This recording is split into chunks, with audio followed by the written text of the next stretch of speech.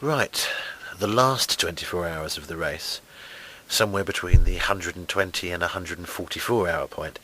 Um, Obviously, we can be fairly sure that by the time you've got to that stage, you'll be feeling reasonably tired. On the other hand, days 1 and 2 and 3, well, you presumably feel pretty confident about those. It's not like you're worrying too much about whether you're going to be getting through those days. As you go into that last 24 hours, we don't know at this stage whether you'll be just in sight of Norimak's record, ahead, below, or whatever, but what do you anticipate feeling at that point? Do you expect to be taking very many breaks during the last day? Will you be reducing your pace, or will you be going all out?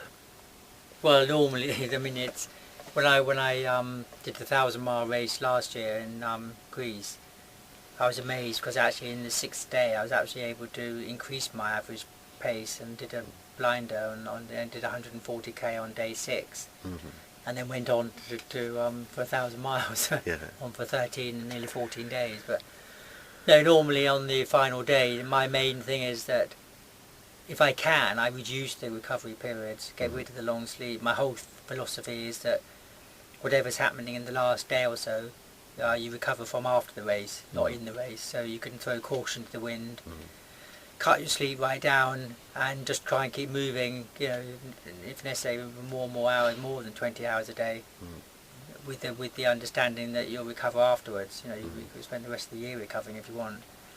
So yes, you're throwing caution to the wind. You're trying to get every ounce of distance in that last period of time, and at the same time, as I say, you've got the motivation of passing performances on the all-time list as the day progresses. So, but at the same time, there you are battling a sort of rising tide of fatigue, of overwhelming fatigue, really, where just every action's tiring and exhausting. And also, of course, at that time, the race itself is reaching a climax, and you may be racing to keep ahead of someone or to catch someone. People's paces will be collapsing at that point, and you know you might have been quite a considerable distance behind, and then you make up quite a long way even in the final 24 hours. People can fall apart, literally, or stop completely. And if someone stops, you can very quickly make up quite big gaps. Yeah. So you might be actually racing to win the race or to get a high, a podium position, and that's all happening on top of any private records or other performances you're trying to achieve.